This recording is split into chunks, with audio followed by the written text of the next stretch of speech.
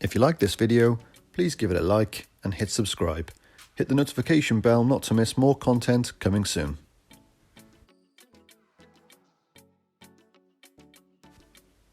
And welcome back to another episode of FPL Squad Picks. It's game week 38, it's the final game week of the season. So in this video we're going to take a look at the game week review from 37. We're going to take a look at transfer options for the last transfers of the season, my team selection, some captaincy options, and if you stick around to the end of the video, I'm going to make a small announcement for a little something extra. So let's jump in. So to start things off, we're going to look at some fixture headlines from the game week 37. So Man United versus Fulham got us started with 1 goal apiece and a wonder goal from Cavani. Unfortunately, it was a bit debatable that it should have been offside, with Bruno not actually getting a touch on the way through from a De Gea pass, but still, what a goal. Moving on to the Leeds game, they managed to get the win over Southampton. Bamford managing a return for a lot of FPL managers that brought him in last week, getting in amongst the points for this game week and some bonus points. City have an unexpected loss to a really good Brighton team. They went ahead early, City, with a Gundogan goal, and with the red card to follow, Brighton took advantage, winning 3-2 overall. Unlike the FA Cup fixture, this time Chelsea managing to overturn Leicester, who did decide to bench Iheanacho, but he came off the bench to score a goal, but it wasn't enough to get the victory. 1 goal for Everton secured them the win over Wolves with a Richarlison header from a corner, and a similar result for the Newcastle-Sheffield game, with Willock scoring yet again and managing to get the win for Newcastle. That's 6 goals for Willock in the last 8 games. So a great differential punt for a lot of people that brought him in last week, or have had him for a few game weeks, with an outside chance of picking up some points. Villa get the win over a really poor Spurs performance. Even with the Spurs team at home and with the back end of the fans, they were unable to overturn a great Villa performance. Arsenal get the win over Crystal Palace with a Pepe brace. Pepe's been quite consistent with scoring goals as well over the last few fixtures. And even though Palace lost the game overall, Benteke managed to bag another goal for himself, yet another one of the differentials who keep seeming to get goals in the last few fixtures. With a lot of people captaining Salah for this Burnley v Liverpool fixture, no goals from Salah and no returns, but still Liverpool managing to get 3 goals across the team to put them back into the top 4 spots. And finally, the Hammers keeping the European football dreams alive with a 3-1 win and a very late goal from Antonio, showing his worth for the FPL managers that also brought him in. So to review my points from game week 37, overall I got 50 points, and unfortunately this meant another red arrow. So in the last 2 weeks I've taken red arrows, bit of a drop from the 139 points I got 2 weeks back on the double game week, dropping me down another 10,000 spaces, but not completely out of the running for a place in the top 100,000 if I've played the right team for this last game week. So last week I took 2 transfers and did take another -4. Across the last 3 game weeks I've taken a -8, a -8 and another -4, without really taking too many hits across the entire season. But bearing in mind that first -8 was on the double/triple game week, which really paid off with bringing in those Manchester United players, meaning I got a total of up to 139 points. I think overall the point hits that I've taken have still ended up gaining me extra points for the players that I brought in. So this week the transfers were Jota, who was injured for this fixture and likely to be injured for the end of the season. Even though Klopp has given some recent news that he may be ready, I still can't think that we can bank on Jota starting or playing a lot of this game coming up. So with that news last week, I thought it wise to take him out and replace him for return to fitness Rafinha, who even though was heavily involved throughout the game, unfortunately missed out when he returns, and even got an assist for a Bamford goal that was ruled out through offside. So due to his attacking potential and next week's fixture up against West Bromwich Albion, I thought it would definitely be worth bringing him in for an injured player, potential high return for points. Could have left the transfers there and potentially played Gundogan or Rudiger, with an enticing fixture of West Ham up against West Bromwich Albion, and West Ham chasing for those European spots. I really saw a big upside to bringing in Antonio. So Vidra made way for Antonio. It was a bit of a tense game, but thankfully he managed to get his goal at the very last minute of the game. Again, he was another player that also has a decent fixture coming up in this last game week, so I was quite happy to bring him in, and I'd have him ready for game week 38. But in hindsight, with Gundogan scoring 7 points and Rudiger scoring 9, it was a bit disappointing to see this many points on my bench after taking a points hit just to make sure I had a full fielded team. I think a lot of overthinking went into this game week, as I didn't really want to play Rudiger, thinking that I didn't want to have too many defensive assets in my starting lineup. Being that Gundogan played in the last game week, I really thought that Pep might hand him a rest in this game week, or at least manage his minutes, and expect a start and a goal within the first few minutes of the game. Even though this team saw a red arrow and only gained 50 points this game week, potential was still there for a very high ceiling of points. I'm happy with the way the setup is ready for this game week 38. If you like this video, please give it a like and hit subscribe. Hit the notification bell not to miss more content coming soon. So moving on to my team for this game week 38, as it currently stands, it's not too bad a lineup, and I'm quite pleased with the way I've structured my team going forward to be ready for this game week 38. I do have a few doubts across the team, and feel like this is a bit of a repeat from last week's, but I do feel that especially with Gundogan taking a bit of a knock in the last game, and that Champions League final only a week away, that after playing the 2 fixtures back to back in the last Premier League games, he may get a rest. But trying to guess the Pep roulette is always difficult, and this has stung me in the last 2 game weeks. Another player that's cast a bit of doubt in my mind is Greenwood. United have had a lot of congested fixtures over the last few game weeks, and Greenwood has played a lot of minutes across them. He's certainly young enough and fit enough to be able to get these games done without too much strain and potential for injury, but with a game that's got nothing on it for United, as they already have second place wrapped up, win or lose, he may start or he may come off the bench. I can't see him getting a full run out, and I think that we might see a very changed United team to make sure that those players are rested, as they've already got injuries to key players such as Maguire. The only other narrative that you could sort of suggest that this might not happen is that United actually haven't won a game recently in the last few games, potentially down to fatigue and tiredness, and a lot of movement around in the team. But will Ollie want to field a more stronger team to be able to secure a win going into that final with a bit of winning mentality? And finally, again similar to last week, is Rudiger. I'm confident that he will play and should start within the first 11, as Chelsea still have the top 4 space up for grabs, and with a lot of competition from Liverpool and Leicester. So I can't see Tuchel wanting to go too easy in this fixture, even with the Champions League final coming up and the potential that if they win that game, they will secure Champions League football next season. If they manage to wrap up a Champions League spot from the Premier League table, that'll be a lot of pressure off this Chelsea team going into that final, knowing that they definitely have Champions League football secured next season. So I'd like to think he'd go with a stronger starting 11, and Rudiger is certainly a part of that for him.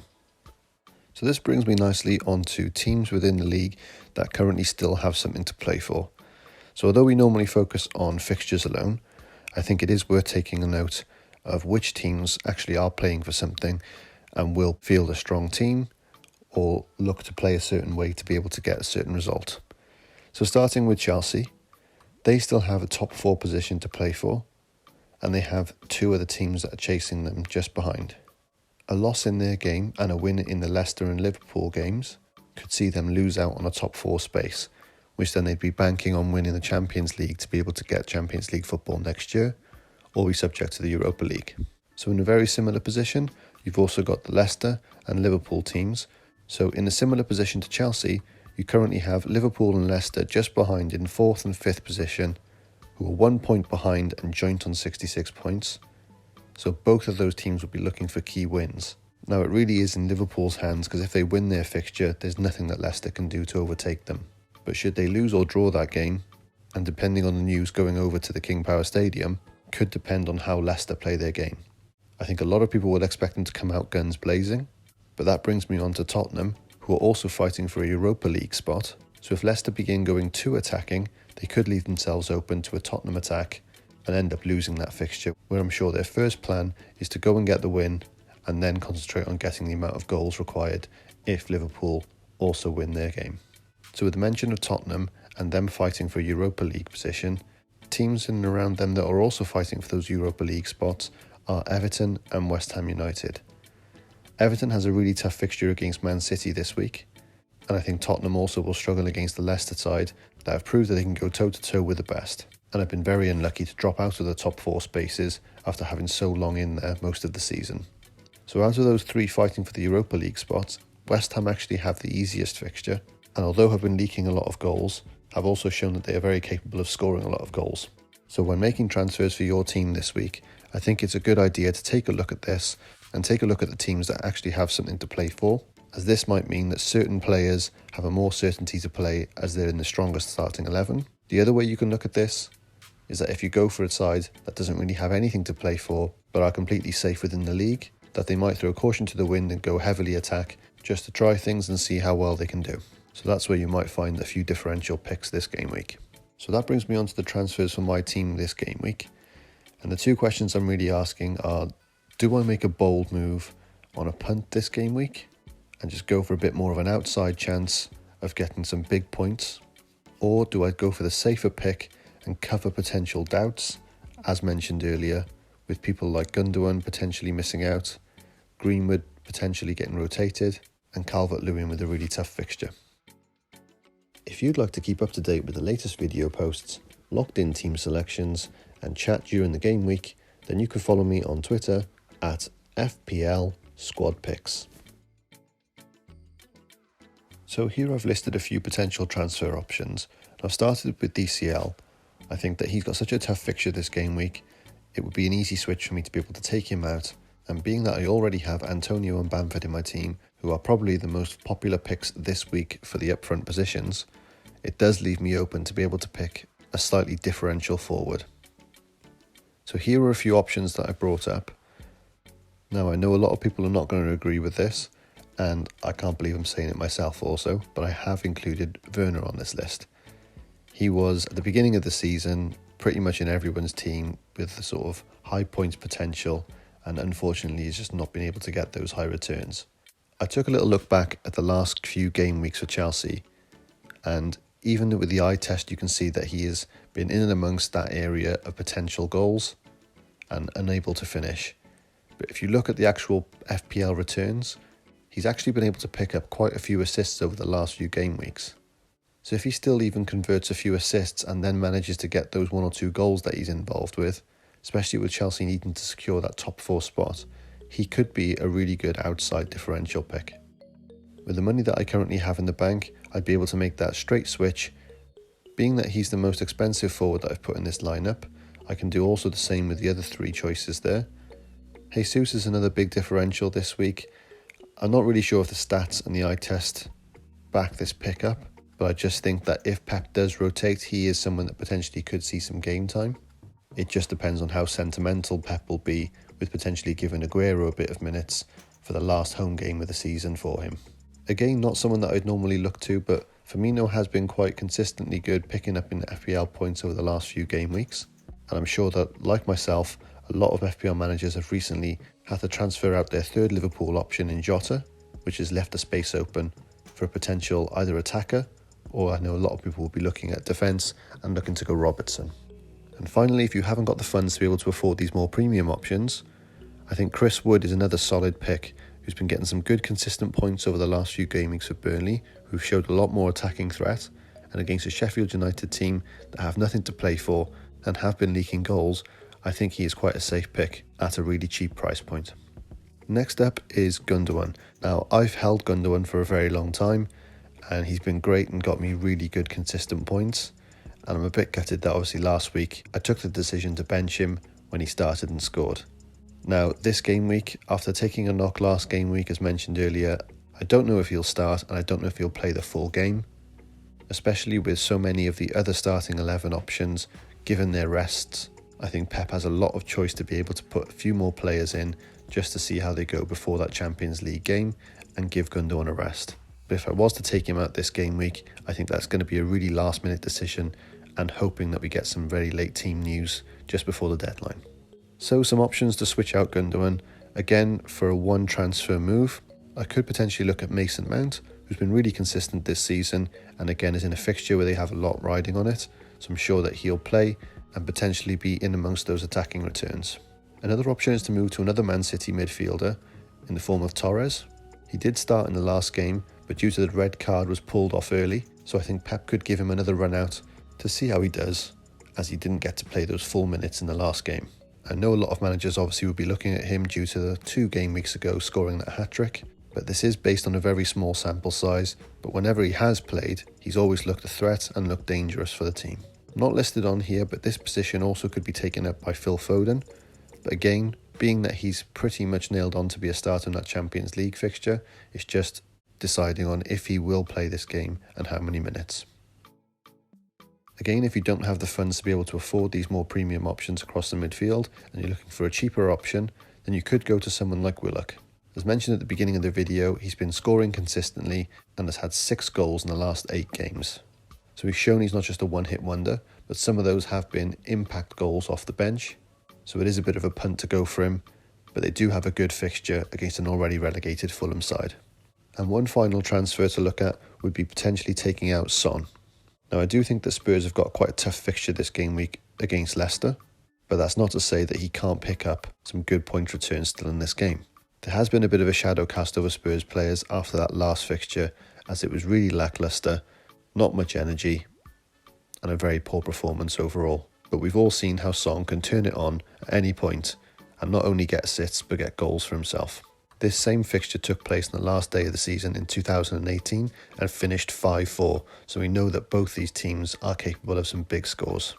So looking at the players that I've listed here to bring in for Son, a few of the more premium options such as Mane and Fernandes, as you can see from my funds listed at the top, this would require not only just a 1 move for the premium options, but a points hit of a -4 to potentially do a DCL to Wood or a Gundogan to Willock. So even though someone like Mane has a very high points potential in this fixture and hasn't shown great form over the last few fixtures, but has just about started picking up, especially from the last game, a lot of managers could be tempted to bring him in.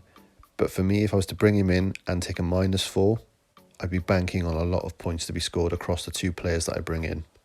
And only having the 1 game week to do it, if possible, I think I'll try and steer away from the -4, as there are a lot of other options I can make just in the 1 move. I think if you do double up for the Liverpool attack, a lot of people will be looking at the reverse fixture for Liverpool Crystal Palace earlier this season, where it was 7-0 to Liverpool, and hoping for a repeat of that game. To make a straight switch for Son without taking a points hit, you could look at potentially Havertz and Mahrez. But again, both these players have a little bit of doubt, as Havertz was injured for the last game, and if he is still carrying any sort of injury, I'm not sure if Tuchel will want to risk him before the Champions League final, as I'm sure he will want him involved. Likewise with Mahrez, who has seen some minutes, but the only difference being is that this is Man City's last home game of the season and they will have fans involved, so will Pep hand out a bit more of a stronger team just to start the game off, but potentially will pull these players off around the 60-minute marker. Last but no means least, I have put Fernandes on there. Honestly, I don't think he's going to play in this fixture, as I don't think Ollie will risk him. It's not in front of the home fans, they've already had their home game in front of fans. There's nothing riding on this game. Even though he'd like to have a winning mentality going into this last game, I think the risk of any injuries to any starting 11 players is just too high to warrant risking them in a fixture with nothing on it. So this brings me on to my team selection. So as it currently stands without any transfers, I think this would probably be my strongest setup. But as already mentioned, those doubts around Greenwood and Gundogan and potentially Rudiger will mean I'll be hoping for some late team news close to the deadline.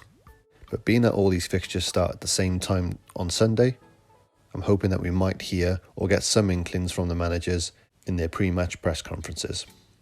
So being that I've got the 1 free transfer, I think it's got to happen. I've got to make that 1 free transfer this week. The only question being is, do I go for a punt and go big and hope to get those extra points? Or do I go safe, as I am playing in quite a few mini leagues? I am top in all the mini leagues I'm playing at the moment. In one of the leagues, I'm just over 30 points clear of the top, so I'm pretty comfortable in that one. But in another mini league that I'm in, I'm exactly 20 points clear. Now with the wrong captaincy or a slight differential, as both my team and the person beneath me's teams are very different, there is a potential to be caught with those 20 points. So even though there's doubt around Greenwood and Gundogan, I think there still is potential for those 2 to play some minutes. So my initial gut instinct is to focus on Calvert-Lewin, who, although will have a game, I think it'd be very difficult for him to pick up some points against a strong Man City lineup. That being said, if I did make that move from DCL to another forward, that will put me in the same position as last week, where I'll probably be playing 3 up front, and then I'll have to bench one of the 5 midfielders. And again, with the doubt on Gundogan, I think he would see himself put onto the bench. But if he did manage to play again in front of those home fans for the last day of the season, I'll be kicking myself if he goes and gets another points haul. So for my team setup, the real question is, do I want to give myself a benching headache and cover those doubtful players? But if they don't play, at least I've brought someone in that's got a better potential for points. Or do I risk it and stick with Greenwood and potentially lean towards switching out Gundogan for another Man City player and just play Antonio and Bamford up front and leave DCL on the bench? There's probably also a good case to bring Wan-Bissaka in for potentially Rudiger, especially with Trent and Dallas having such an attacking threat in comparison to Rudiger. But as already mentioned, I think there's going to be so much rotation with the Manchester United team against Wolves that it's not the safest bet to go with Wan-Bissaka. So this brings me on to captaincy. I think the safest pick this game week is Salah. He's on penalties, he's got a really good fixture. If it ends up being a repeat of the 7-0 fixture earlier in the season, then you would like to think that Salah's going to have some involvement with at least some of the goals. But if you're chasing in those mini leagues and you're looking for differential captaincies, I don't think you can go wrong with any of the Leeds assets. Bamford, Rafinha definitely have some high potential for points, and I'd even say the team for Harrison if you've got him instead of Rafinha. As mentioned earlier in the video with the teams with something to play for, with West Ham with still something to play for, Antonio could also be a good pick against a Southampton team that can leak goals. For an even bigger differential, I think people could go Trent, because if they end up with a clean sheet, and we've all seen how capable he is of getting attacking returns, if he was to get clean sheet attacking returns and any bonus points, that could be a really big haul and a big differential. And last on my list across the team that I have, I've listed Son. Even though Leicester will put up a good fight, they are missing a key defender in Johnny Evans, and they are also looking to win that fixture, much like Tottenham. So this could be a big scoring game, and you'd like to think that Son would be involved. Again, with some of these differential picks, there is a bit of risk involved, especially if you go for a defender or someone like Son that has a slightly more difficult fixture. But if they do get big points and someone like Salah blanks, I think a lot of people will have him captained, so it could end up a big rank rise for yourself. A few of the captains to mention that I haven't got in my team, but could be good options, would be Kane, who's chasing the golden boot along with Salah, which is a good thing to mention, aside from teams with something to play for. In terms of players with something to play for, both Salah and Kane are definitely ones to watch, who are both currently level on goals for the golden boot. So I think we'll see both fighting to get goals in these last games of the season. Even though he might not be in a lot of people's teams at the moment, if people do look to transfer in a cheap striker option, I think Chris Wood would be a good punt for captaincy, especially against a Sheffield United team that have been struggling recently. And finally, I think if you wanted to go for any Chelsea or Man City attacker, I think you should be good with any of those picks, as long as obviously that they play, as long as you're willing to play the Pep Roulette or the Tuchel Tombola and hope that you don't just get a 1-point appearance off the bench. But those are the kind of risks you'd run with going for those slightly more punty differential picks. So just before I wrap this video up, I just wanted to say a big thank you to all that have been watching and subscribing. Really appreciate the support in which has been my first season of creating FPL content. I've enjoyed making it, and I hope you've enjoyed watching it, and I hope it's been helpful. There will still be more videos on the way. I will still obviously review my last game week and let you guys know how I finished up the season. And I'll definitely look to create some more pre-season content to potentially even set up an FPL squad picks league, along with some other drafts for the first team of the season. So good luck all on the final game week of the season. And as mentioned at the beginning of the video, here's my little announcement of what's to come over the summer.